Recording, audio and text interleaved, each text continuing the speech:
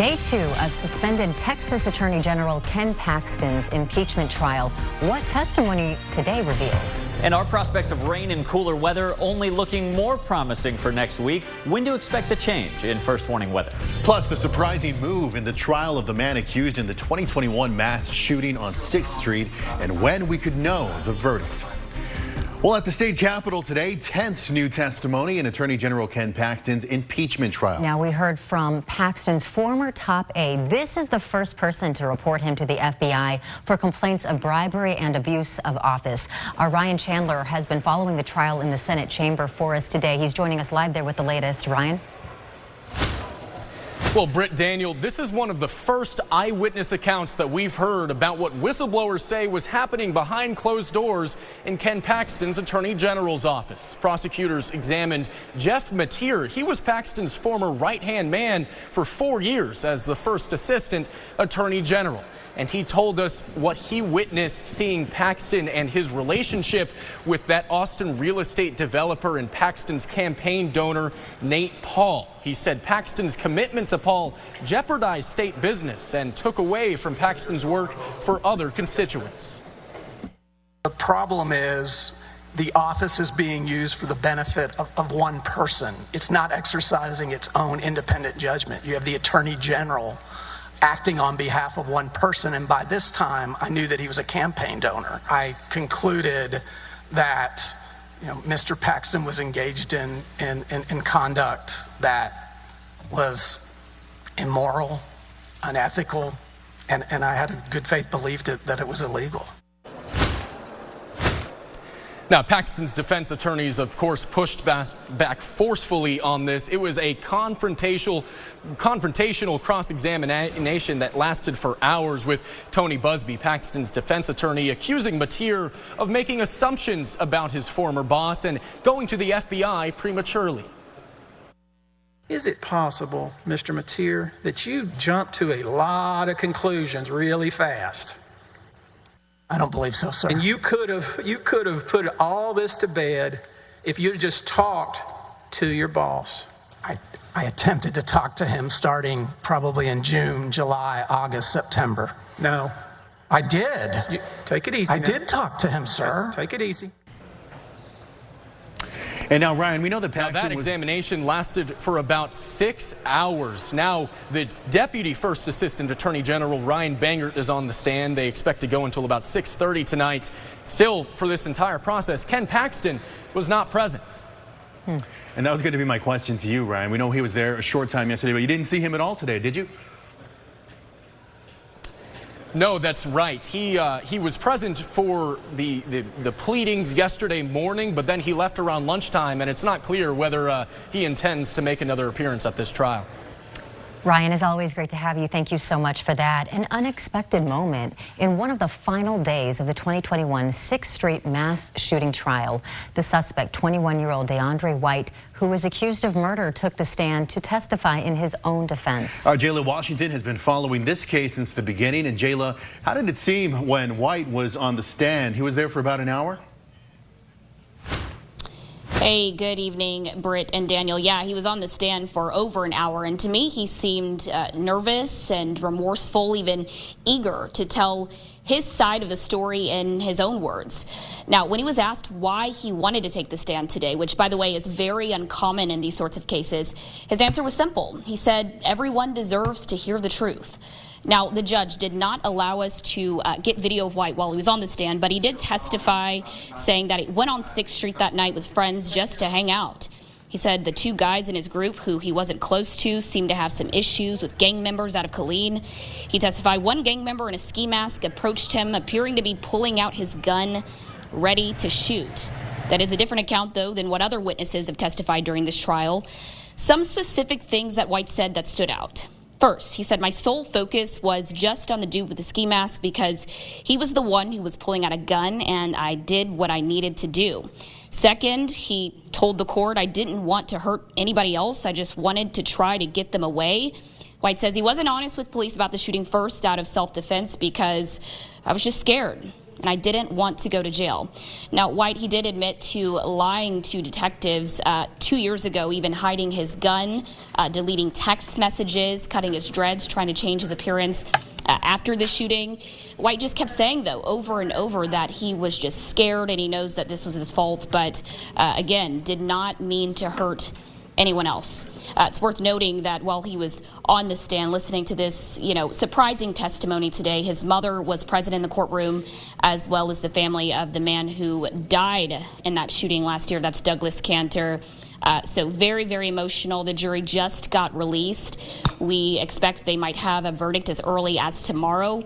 Coming up at 6 o'clock, we are going to let you hear some more sound from closing arguments, and we might possibly even hear from attorneys. I'm live downtown. Jayla Washington, back to you. All right, Jayla, thank you very much. And breaking news tonight, a federal judge orders Texas to remove its buoy barrier in the Rio Grande.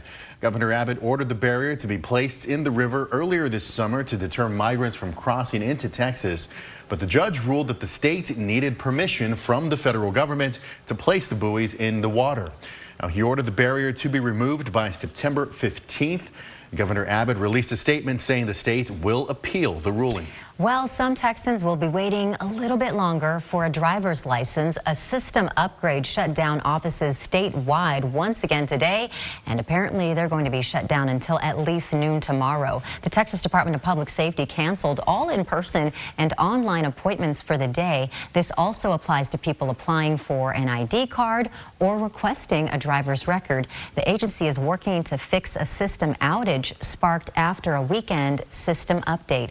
DPS didn't say when the system would be fixed and appointments would resume. This is the second outage the state has dealt with in recent weeks. Last month, DPS dealt with an outage that disrupted vehicle inspections. Our Nabil Ramadna will go in depth on how this outage has impacted people coming up on KXAN News at 6. First warning weather with Chief Meteorologist David Yeomans. Well, today proven to be the hottest September 6th ever observed at the Austin Bergstrom Airport. 103 degrees, beating the previous record by 2-degree margin. This was our 40th day in a row, unbroken, of triple digits at the airport. It's still 101 with a painting beautiful sky at the Whittlesey Landscape Supply Camp out in Granite Shoals. Factor in the humidity, though, and these low triple digits feel a little hotter than the thermometer says. The heat index is 105 in Georgetown, 106 in San Marcos and parts of Caldwell County. This is why a heat advisory continues through 7 p.m. this evening, including the Austin metro area. This will no doubt be reissued again tomorrow. Coming up, though, we've got welcome changes just days away. Forecast next week keeps trending cooler and wetter. I'll show you when exactly to expect this welcome change. David, we need it. Thank you so much. A surprise trip from Washington, D.C. to Kyiv for Secretary of State Antony Blinken. He met up with Ukrainian President Zelensky and announced a new $1 billion assistance package. NBC's Alice Barr reports it's the first visit from a top U.S. official since the Ukraine counteroffensive began 3 months ago. A show of support today in Ukraine, where U.S. Secretary of State Antony Blinken is making a surprise visit to draw attention back to the grueling conflict. Arriving just hours before a Russian missile strike killed at least 17 people in a market near the eastern front lines. In Kyiv, Secretary Blinken meeting with Ukrainian President Volodymyr Zelensky. We are determined in the United States to continue to walk side by side with you. The U.S. pledging another roughly $1 billion in military and humanitarian assistance. Your financial support of our budget is crucial. Crucial cash 3 months into Ukraine's counteroffensive that has struggled to repel dug-in Russian forces. While on Capitol Hill, lawmakers are debating billions more in Ukraine aid, dividing Republicans. Pulling the plug on Ukraine and letting Putin get away with this invasion will destabilize the world. Some GOP lawmakers arguing Europe should take the lead. We need you to take the first line of defense against Russia. We will do that against China. We, the United States, just can't do both. That as President Biden is preparing to strengthen alliances in Asia to counter China. He heads to the G20 summit in India tomorrow, followed by a trip to Vietnam. While U.S. officials believe North Korea's leader may soon be headed to Russia to talk to Vladimir Putin about supplying Russia with weapons, as Russian war reserves dwindle and Putin's brutal invasion rages on. In Washington, Alice Barr, NBC News. The number of people going through the Austin airport is reaching new heights. The summer month that broke another airport record. Also, why Texas is locking down prisons across the state. The problem, they say, that's on the rise behind bars. The bags, the crowds, the lines. The airport keeps getting busier. July turned out to be the busiest month ever. July saw over 2 million passengers. That's over 3.6% more compared to July last year. KXAN continues to track numbers at the airport. Digital data reporter Christopher Adams has interactive graphs breaking down the busiest months, days, and years at Austin Bergstrom International. Find them under this story at KXAN.com. Texas prisons are on lockdown. The Texas Department of Criminal Justice says it's working to address a rise in drug use and drug-related inmate deaths. So this means facilities are on lockdown as the agency searches for drugs. Each facility will limit moving inmates around and their contact with people outside of the prison. Inmates and staff will also undergo more searches. All mail is now digital, and canines are being brought in to sniff out any narcotics. Now, once these comprehensive searches are complete, the lockdowns will be lifted. A school bus crashes into a home in Hutto with students on board, and the heat may have caused it. What's being done to make sure drivers and students get home safely? More than 2 weeks since the last observed rainfall now in the city, but this, we're quite confident, will change next week. You're going to like the forecast I've got right after this. A Hutto ISD school bus driver is recovering after crashing into a home yesterday afternoon. And today we're learning the heat may have played a role in the wreck. Now, thankfully, no students were injured. KXAN's Mercedes Hernandez spoke with district officials to find out how and why this happened. There's splintered wood and a broken fence here after that bus crashed through. And you can also see a tarp covering a gaping hole in that home as well. Texas DPS says the bus driver veered over a median into the neighborhood fence, through someone's backyard, then into the home. Firefighters told us they think the driver had a medical issue related to the heat. The district did say that all of its buses have air conditioning, but the AC on the bus involved was not working at the time of the crash. Hutto ISD adds that right now, at least 10 buses have air conditioning related maintenance needs. The district says it legally can't comment on any medical conditions of the driver, just that they were taken to the hospital. 4 students were on the bus at the time of the crash, but none were hurt. I spoke to a parent of one of those children. I text her back, hey, are you guys okay? So she said, yeah, we are okay. It's scary. It's scary. Every parent, they want their kid get home safely. As the heat continues, Hutto ISD says it has put a strain on its buses. To help, drivers have been instructed to drop their windows while the buses are in motion to help circulate air. The district says it provides water, powder electrolytes, and personal protective equipment for heat like neck towelettes to its drivers. In Hutto, Mercedes Hernandez, KXAN News.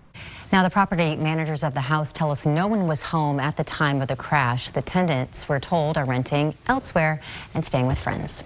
And going in depth on this, Austin ISD is also working to get more buses with air conditioning.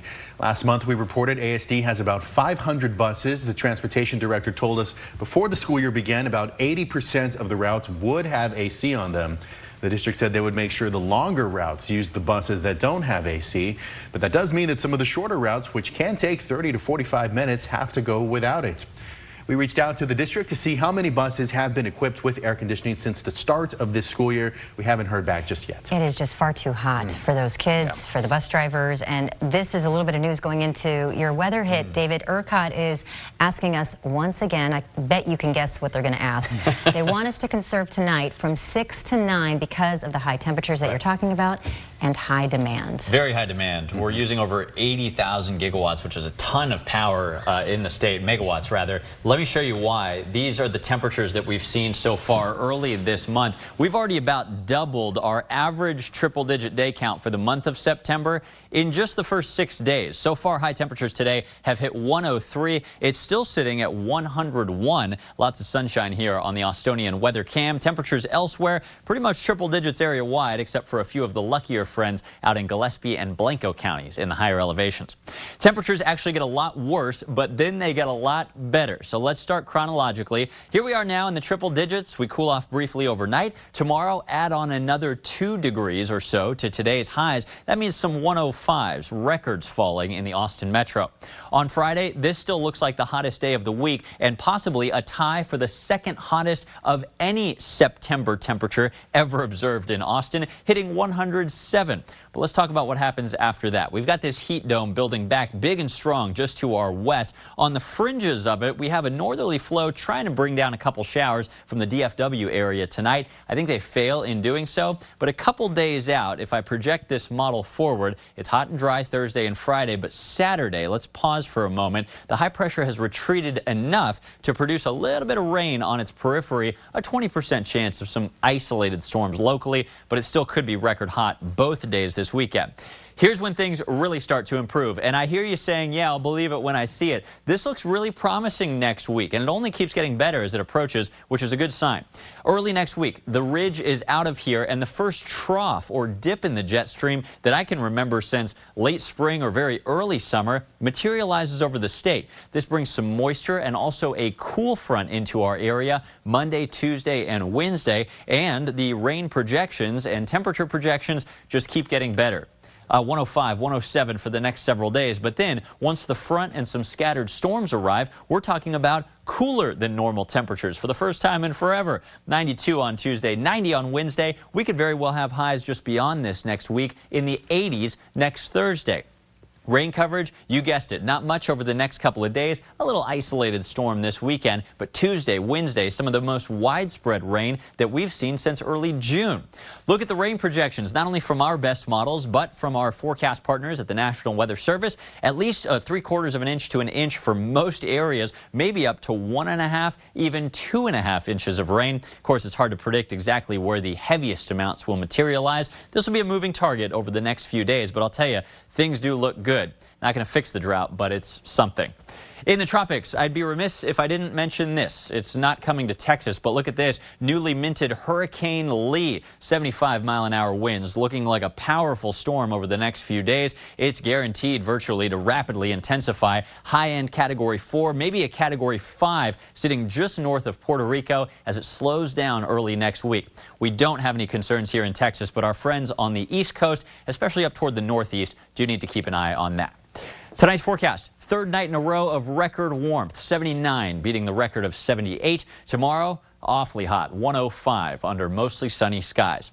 This weekend, there's that slight chance of rain, but still record highs well over 100. Next week, the rain chances climb. Low temperatures get a lot more comfortable as well.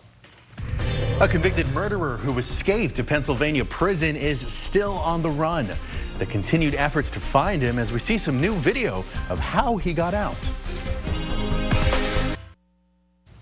Turning now to that urgent manhunt for an escaped inmate in Pennsylvania. There is new video of the convicted murderer escaping prison.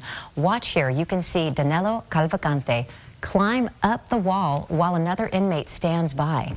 Today, police have expanded the perimeter of the search area after multiple sightings of him. It's leading to more businesses and school closures in the area. There are more than 200 law enforcement from local, state, and federal agencies, the FBI, U.S. Customs, and Border Patrol, all on the ground searching for that escapee.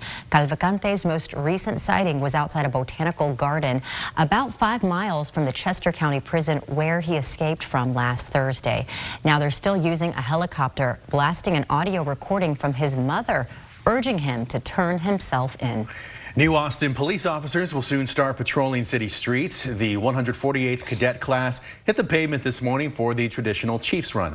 Now, the run started at 7 at the south end of the Congress Avenue Bridge and ended at the Texas State Capitol Peace Officers Memorial. And at the front was new interim chief Robin Henderson. She graduated from the 90th cadet class and congratulated the work of the new cadets. We are in the midst of a staffing crisis, and so it is exciting to know that we're having additional officers that are going to be added to the streets to help to maintain safety. Now, granted, it is 19. We would like to have more, but just super excited for the accomplishments for the 19 and that they're going to be out there starting on Sunday night. They'll be starting their first shifts, and so they've answered the call for duty. They stepped up, and they're here to serve our Austin community, and so I'm excited for them. I'm excited for their family members, and I'm also excited for the city of Austin. And the class will graduate on Friday. Oh, congratulations to all of them. Tonight on NBC Primetime, it's America's Got Talent at 7, NFL kickoff at 8. Then we'll get you ready for the Texas-Alabama matchup with Horn's pregame Southeastern Showdown special. Then an extended version of KXAN News starting at 9:30 tonight.